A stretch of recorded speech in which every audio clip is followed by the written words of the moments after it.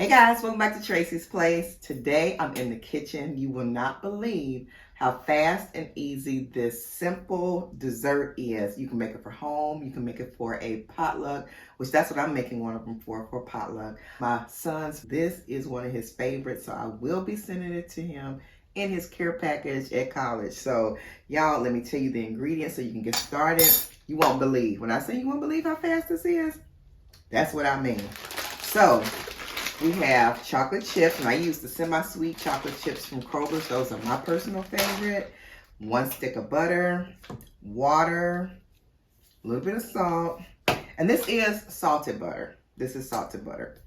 You're going to use vanilla. You're going to use almond extract. I use imitation, a cake mix, and y'all, I tried making this with Duncan Hines. Duncan Hines is usually my favorite. That's usually my go-to. But it did not taste as good. It was good. It was very good. But it was not as good as this Baker's Corner from ALDI. What? From ALDI. It's this classic yellow cake mix. And it's cheaper. I think this is like 89 cents. So pick up one. And then you need some vegetable oil. So we're going to go ahead and get started. I already made one here. They don't have to be the exact same size each time, but just around about the same size. This is a 7 by 7 inch pan. You can get this at Dollar Tree, Kroger, Walmart, wherever. This is just a standard square pan. This one is a 7 by 9. 7 by 9. And let's get started. I've already sprayed my baking spray. You can use the ALDI brand or you can use Pam. I have both. I was about to run out of this, so I grabbed this at the grocery stores, but either one is fine, but the baking spray. So what we're going to do, we're going to open up the butter. I always use salted. I'm just not a fan of unsalted butter. And then I add a little sprinkling of more salt usually. But if you do not like salt, or don't want that amount, you can leave the extra salt out. It's up to you. Okay, so make sure you have your oven preheated at 350 degrees Fahrenheit. And mine is already there.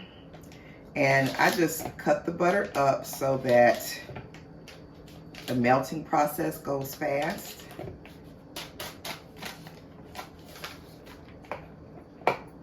So you're going to melt this until it's liquefied, just until it's liquefied. Don't go overboard, but just until it liquefies. You're going to do that about 30, maybe about 40 seconds, but check on it because your microwave may be a different wattage.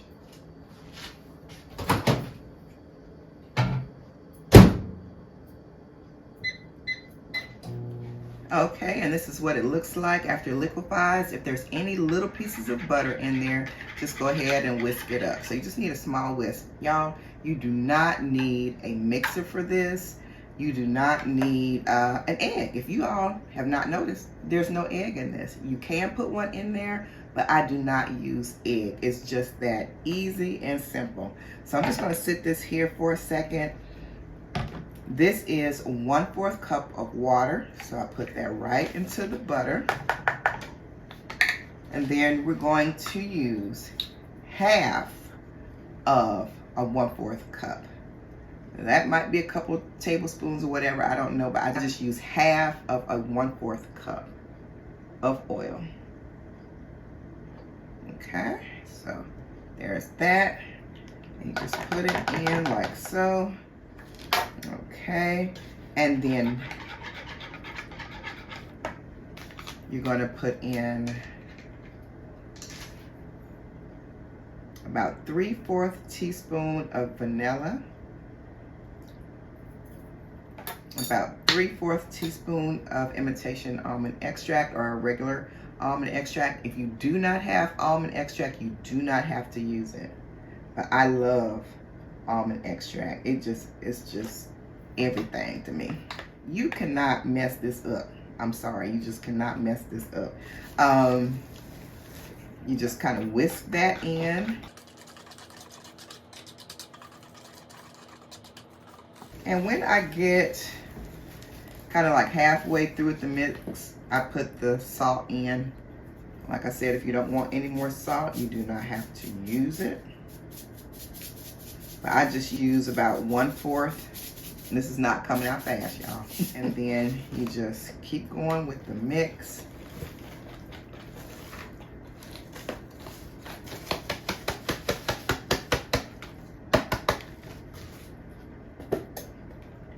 So just go ahead and whisk it up. That's what it's looking like. See how easy this is coming together? You don't want to over mix, but you want to make sure those little granules of cake mix, they're all blended. And if there's a few specks, I mean little minor specks, it's not going to hurt anything. Okay, y'all, we're almost done. So you're going to use your semi-sweet chocolate chips, and there's not even a certain amount you have to put in. As many as you would like. You can do a 1/2 cup. Not everybody likes the same amount of chocolate chips, and what I should have done is been using my spatula for this, because all you have to do is fold it in. The mixing, blending is done. So you're just kind of folding that in. Like I said, as many or as little as you want. As you see, I'm just pouring it out the bowl. I'm just eyeing it as much as I want in there. Don't look like enough, add a little more. Everybody likes a different amount. I think that's going to be it for me. Okay, you want them evenly distributed. So just make sure you get them distributed in there the way you want them. Just folding them in. So now all we do is put them in the little pan, and I've already sprayed it. And it just slips right in. Move that out of the way.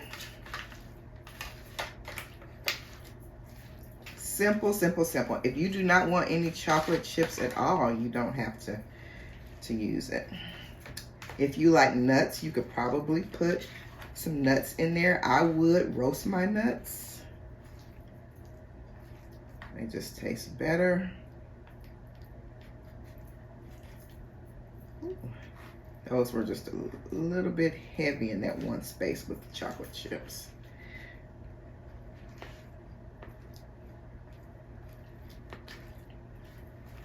Okay, so you just spread them out like so.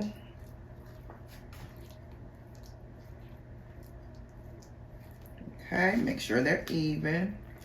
Doesn't have to be down to a science or anything, but make sure they're even. You can top them with more chocolate chips so they can go exactly where you want them to go. See how fast that was? This is the last step. And you don't even have to put extra ones on top. This just makes it look pretty.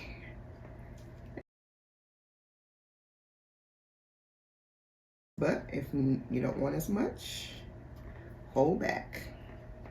Okay, so there we go. And we're going to just top this one with a few more.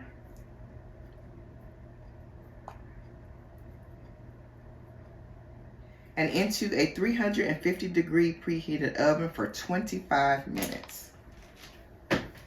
So at 25 minutes, you just want to rotate the pan. Don't they look good? So rotate them, turn it all the way around, and put them back in for about 8 minutes.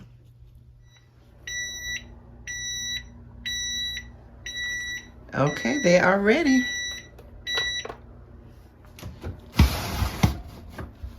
Oh my goodness, y'all. Look at that. They look so good. About to take them out the oven.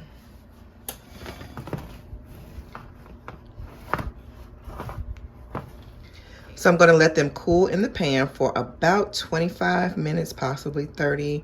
And then I'm going to cover them up with aluminum foil.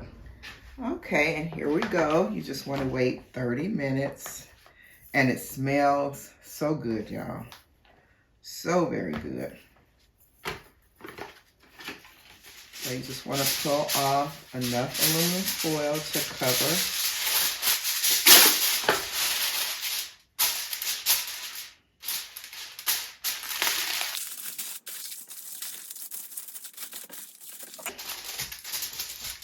And there you go. You can keep them like this for at least give it 5 hours. Try to make them at least 5 hours ahead. But the best results, if you let them sit, y'all, 12 to 24 hours. So if you make them the day ahead, oh my goodness, the flavors will meld and they will just be out of this world. So let me know if you all like them. But like I said, I'm going to come back and taste it on camera for you. Just delicious. I have some milk here too. I'm going to take a slice. Oh my goodness. And it's soft and gooey. Oh my goodness. Still warm.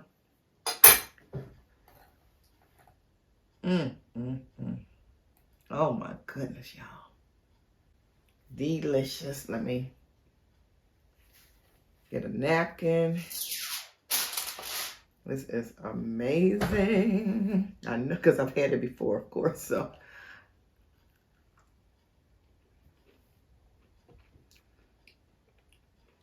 That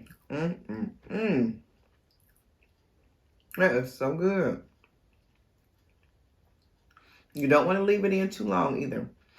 Don't leave it too long. You don't want it to get hard or anything around the edges. You do not want to leave it sitting out to cool too long either, because that'll make it hard. So if you stick to those time frames that I gave you, you will be good. No longer to cool than 30 minutes, and then cover it right up. It's just like a cookie, except thicker. It's a nice little crust on the outside, just very slightly, and it's gooey in the middle. You could also sprinkle sea salt on the top if you like that extra salty taste.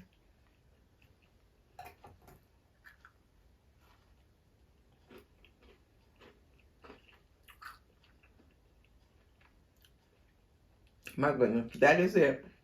That is it. That is all.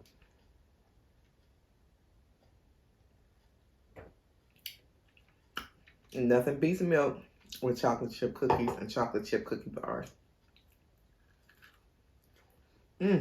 Enjoy, and let me know what you think of them down below in the comments. All right, see you next time. Bye.